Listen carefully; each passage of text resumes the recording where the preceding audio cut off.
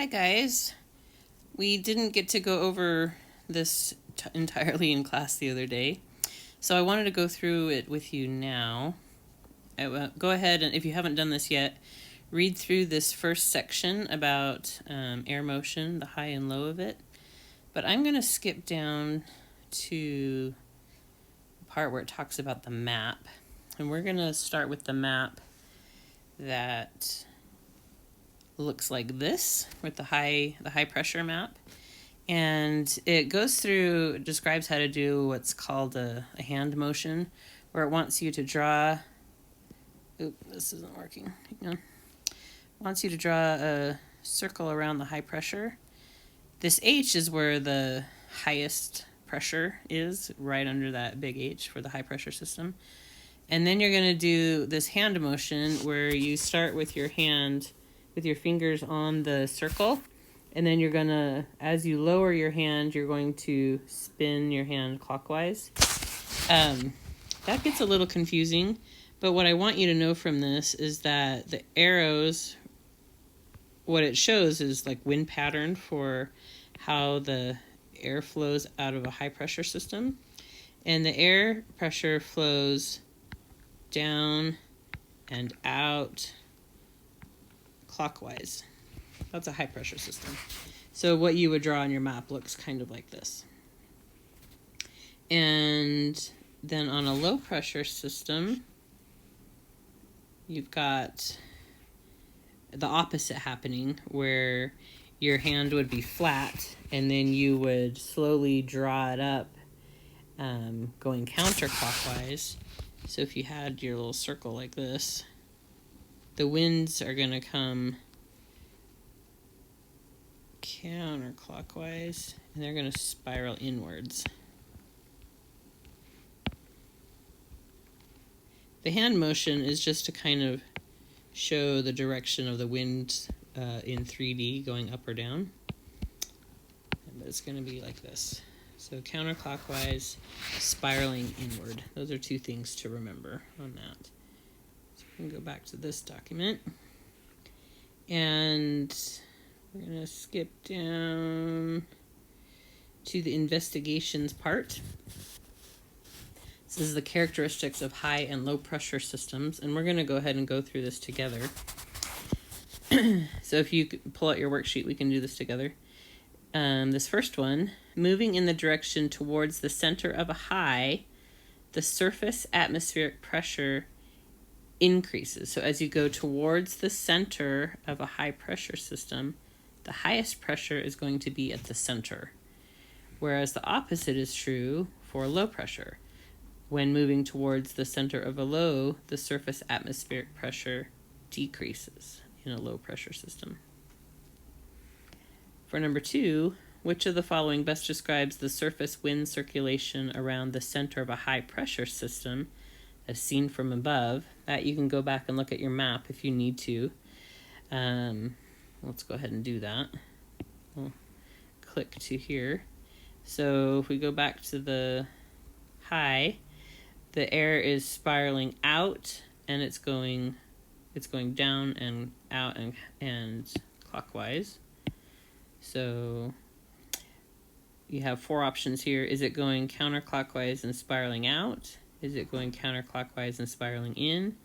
Or is it going clockwise and spiraling out, or clockwise and spiraling in? And it's doing C. It's clockwise and it's spiraling out.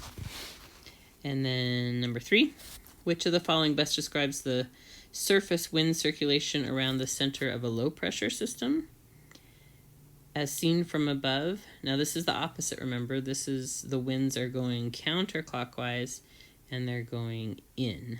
So these are counterclockwise and going inward.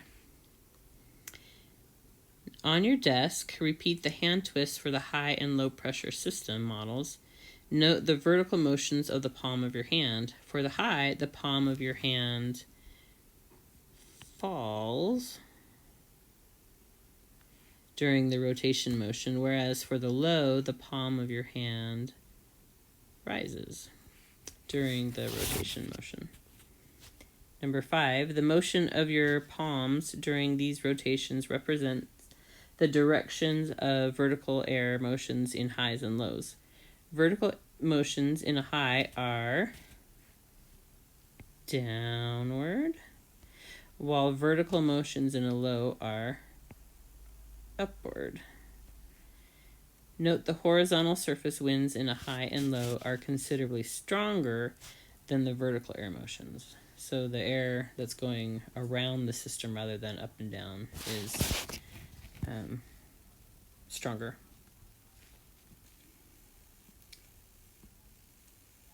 In a high pressure system, air flows down and out in a spiral, in a clockwise spiral, downward and inward in a counterclockwise spiral, upward and outward in a clockwise spiral, or upward and inward in a counterclockwise spiral. It is going to go down and out in a clockwise spiral. In a low pressure system, air flows, let's see, go through all of our options here. Downward and outward in a clockwise spiral, downward and inward in a counterclockwise spiral, upward and outward in a clockwise spiral, or upward and inward in a counterclockwise spiral. It's going to be this one right here. It goes up and in a counterclockwise spiral. Okay, number 8. The weather associated with a low can be significantly different than that of a high. The differing vertical motions account for some of these differences. Vertical motions lead to temperature changes in the rising or sinking air. The temperature changes occur because air warms when it is compressed and cools when it expands. That is why a bicycle pump heats up as it compresses air and why air coming out of a tire valve cools as it expands, while rushing from the higher pressure in the tire into the lower pressure of the atmosphere. In the open atmosphere, air pressure is less at increasing altitudes. Consequently, air expands and cools when ascending. So as it goes up, it expands and cools because there's less pressure as you go up in the atmosphere. And air is compressed and warms when it descends. There's more pressure as you go up in the, or as you go, as you go down from high in the atmosphere down towards the ground. In a low, air generally, this is number 9, in a low, air generally exhibits ascending motion. The rising air experiences, is it increasing or decreasing atmospheric pressure? So the rising air, as it goes up, experiences decreasing atmospheric pressure. And the ascending air expands and its temperature decreases. In a high, air displays descending motion. The sinking air experiences increasing atmospheric pressure. Consequently, the descending air is compressed and its temperature increases. Most clouds form by the cooling of air. Air, if sufficiently cooled, will become saturated with water vapor. Continued cooling will result in condensation, cloud formation, and possible precipitation. The vertical motion in a high or low often leads to cloud formation. So as air goes up, it cools, becomes saturated with water vapor, and condenses, and that happens in a low pressure system. Warming, this is number 12, warming causes clouds to evaporate. Cloudy air is saturated with water vapor. With sufficient warming, it will become unsaturated and existing cloud particles, water droplets, or ice crystals will evaporate. The vertical motions in a high produce warming, promote cloud dissipation, and lead to clear skies. Hope you guys are following along with this. Number 13. Descending air in a high leads to fair weather, and ascending air in a low tends to make weather stormy. All right, number 14. The broad horizontal expanses of highs and lows cover large geographical areas such that their circulations transport colder air from higher latitudes and warmer air from low latitudes. Consequently, in a high, air to the east of the system center is generally colder or warmer than air to the west. Okay, so for this question, we need to go back to our maps. So we're going to look at the high, and it's asking about east versus west. So we go back to this. Here's a high pressure system. So air up in the high pressure system, this is going to be cold air up here and warm air in the south. And as the winds turn, it's going to be bringing warm air this direction, like towards Denver, and Indianapolis is going to be getting cold air. So in a high pressure system, the east, here's east over here, gets colder air than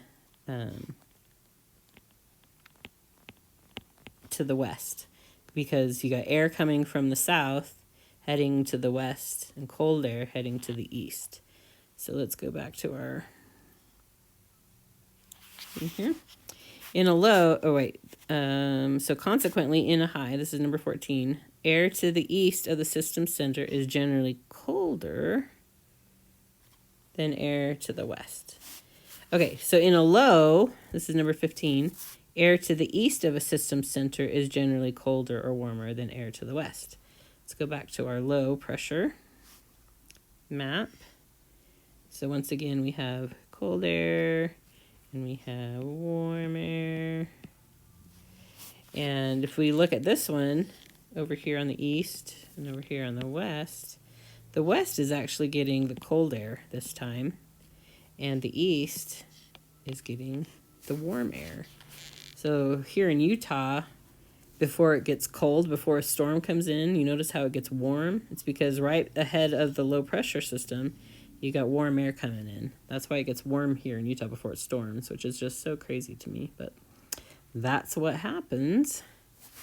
So in number 15, in a low, this is going to be warmer than air to the west. Okay, turn to figure 1, the high. Examine the model you constructed on the map. The high is centered over Kansas City. The hand twist model of a high indicates the sky is probably, do you think it's clear or cloudy at Kansas City? So, go back to our high. Kansas City is under this. And with high pressure systems, we get nice weather.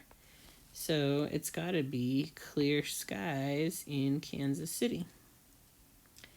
Now, surface winds at Denver are probably from the general direction of the Denver. They're coming from, they're coming from the south. Coming from the south. And the temperatures are going to be lower than those in Indianapolis. Oh, wait. Sorry. Surface winds. Surface winds at Denver, if they're coming from the south, they're going to be warmer winds. I did the wrong one. Let's get rid of that. And they're going to be higher than those in Indianapolis. Okay, now the center of the high is forecast to be near Indianapolis tomorrow. So the weather at Kansas City tomorrow will probably be most like the weather occurring in Denver today. Okay, turn to figure 2, the low. Examine the model low you constructed on the map. Now, the low is centered over Kansas City. The hand twist model of a low indicates that the sky is probably, it's got to be cloudy. Now, surface winds at Denver are probably from the general direction of the, let's go back and look at Denver under the low pressure system. Denver, we're getting cold air coming from the north here, and they're getting warm air over on the east side.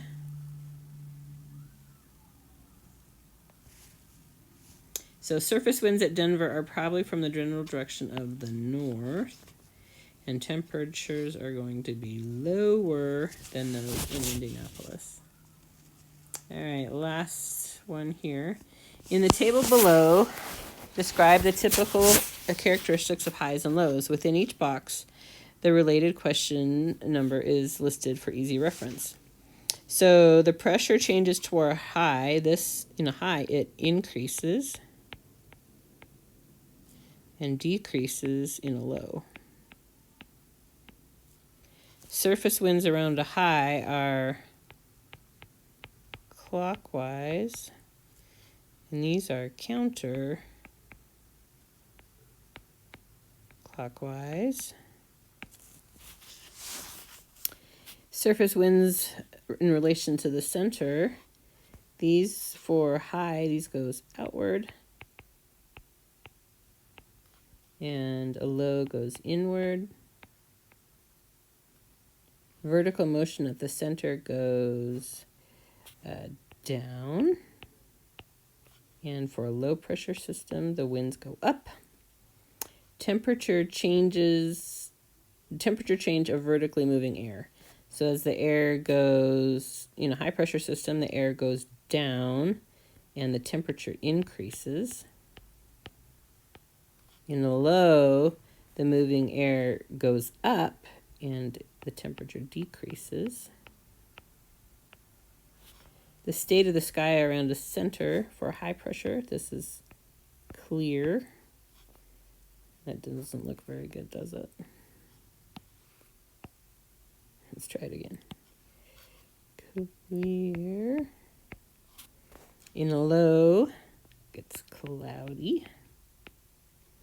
Now, general weather conditions. For high, it's fair. And for low, it is stormy. I hope that makes sense for you guys. These last couple of pages here, I'm going to skip past these maps. Go to these last couple pages. These talk about real world applications. We're going to show a map here says where the two main highs are over Quebec and northern Utah. And so if you look, here's Utah on the map, and if you look down here, here's the other high. There's high here, and here. You got a low pressure system here, low pressure system here, and a high pressure system there. If we go back up to this question, note the locations of the two main highs centered in Quebec and northern Utah. Comparing those locations on the satellite image show that regions under the influence of a high are generally, if you look, here's the high over Quebec right here. Here's the high over Utah and northern Utah and into Idaho. And if you look on the map, here is clear and here is generally clear. There's a few scattered high clouds, but not much. So this is going to show that these are clear under those high pressure systems. And then we look at the lows. There's one at Kansas City and off the coast of Oregon. If we go back and look, there's this low pressure system right here. You can see it here. And off the coast of Oregon over here. And those areas are cloudy. And in this example of well-defined highs and lows when seen on a satellite image, the general characterization of fair weather highs and stormy lows is consistent with the hand twist model. Okay, that's it. Let me know if you have questions, okay, guys?